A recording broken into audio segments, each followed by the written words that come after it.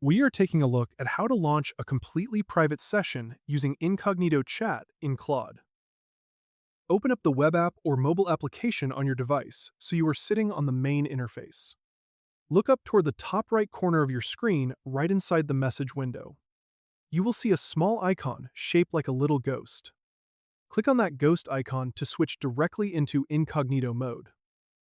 A quick prompt will show up asking you to confirm, so go ahead and click where it says Use Incognito. The interface changes slightly to show that the mode is active, and you can now start typing your prompt right into the text box down at the bottom. The important thing is how Claude treats your data while this mode is active. Nothing you type during the session gets saved into your standard sidebar chat history, and none of these prompts will be used by the system to personalize future responses. The problem here is that because nothing gets logged to your account, you completely lose the ability to go back and reference this conversation later on. The moment you close the browser tab or exit out of the application, the entire conversation completely disappears forever with no way to recover it.